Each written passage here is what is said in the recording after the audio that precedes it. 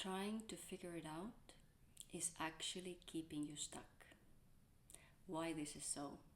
When we get to the point in our life where we are ending a phase, and this comes not by our mind's decision, but it comes as a natural cycle in our development.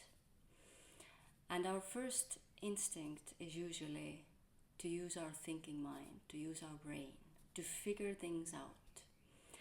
The smarter, the more intellectual, brain reliant you are and have been, the more likely it is that you are putting all your mental resources into figuring out why you are feeling certain way, why you are feeling stuck, and how to get out of it.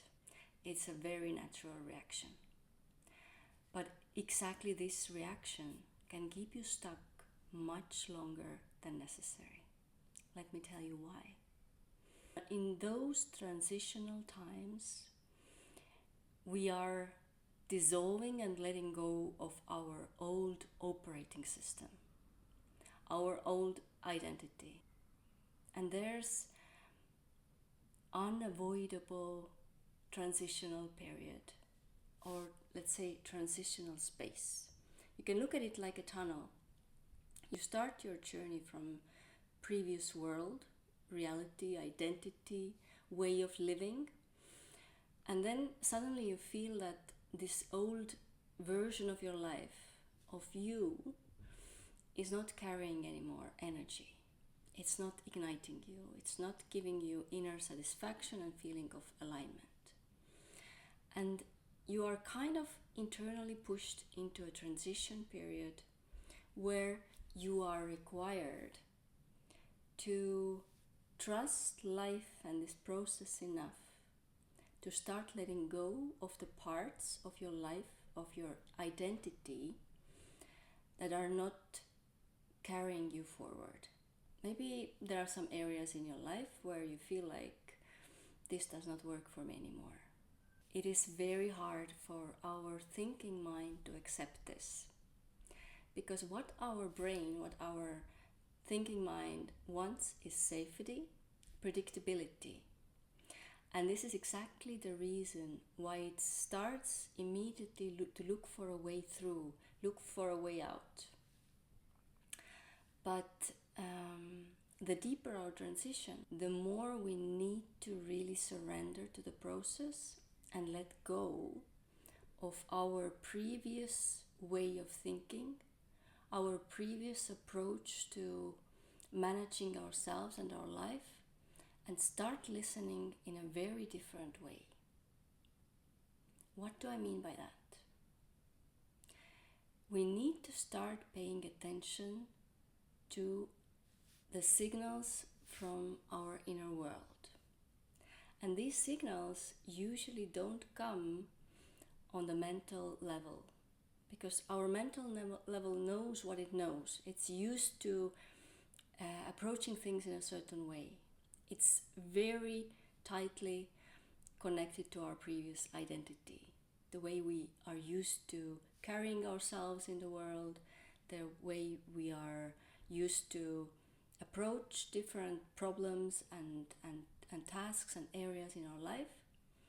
But if you are in a transition, you are required to soften and let go of the way you have been doing things, the way you have been relating to the world or aspects of your life.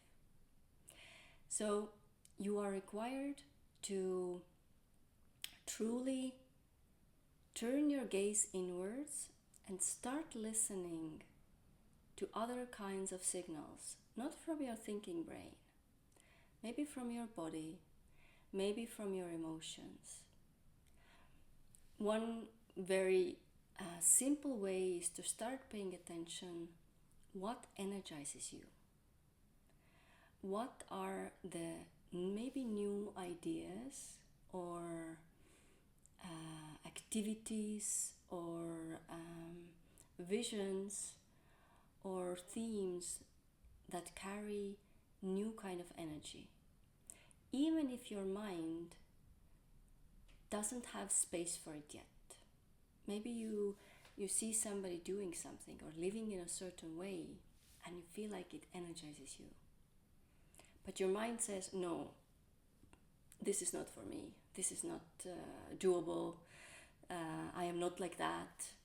This is exactly the place where transition requires you to start paying attention to those non-logical signals from your own system.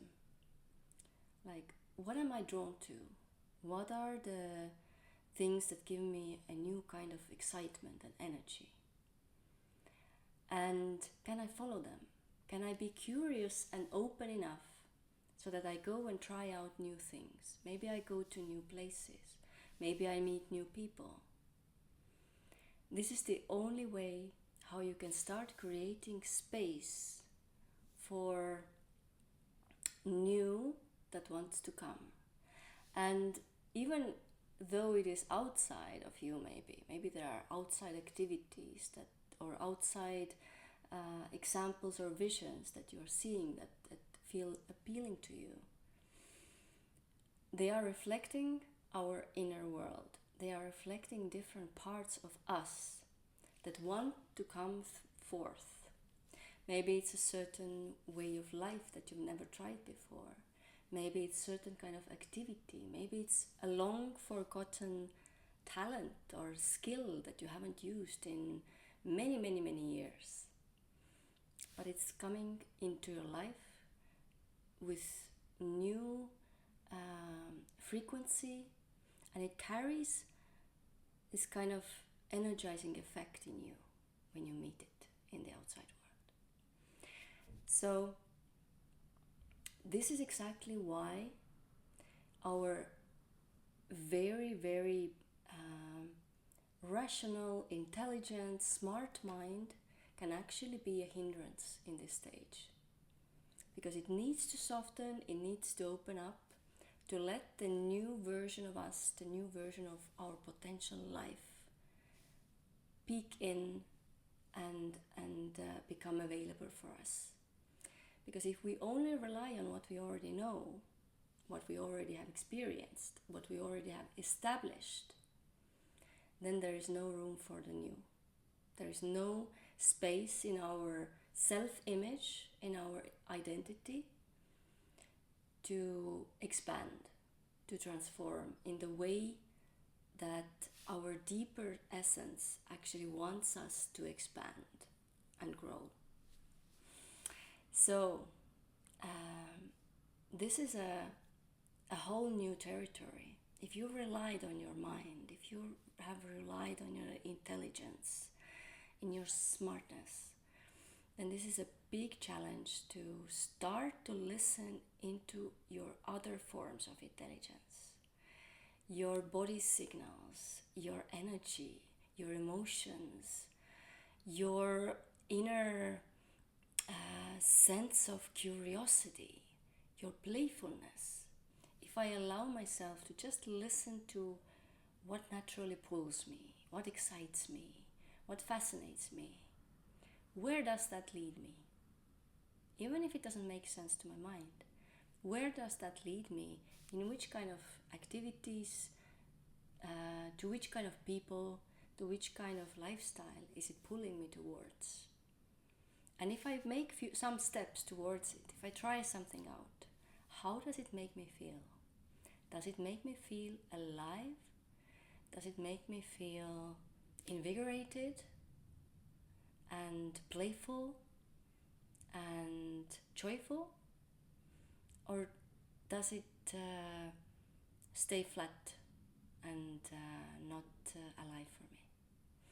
So this is one way of starting to explore new territories and new avenues for your growth, for your expansion.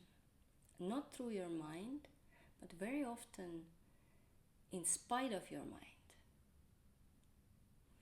I'm going to be talking more about the ways we can shift from our mind-led curiosity towards exploring our inner signal with more precision through dream work, through symbolic work, through archetypes, through shadow work. So if you are in this place in your life, inside of yourself, where you feel the old part dissolving, wanting to dissolve, but you don't know yet how to listen to these signals, how to find new threads or clues regarding the direction you're supposed to go to, stay tuned to this channel. I will be sharing very practical approaches that you can use in your life to start truly exploring what your inner world is leading you towards.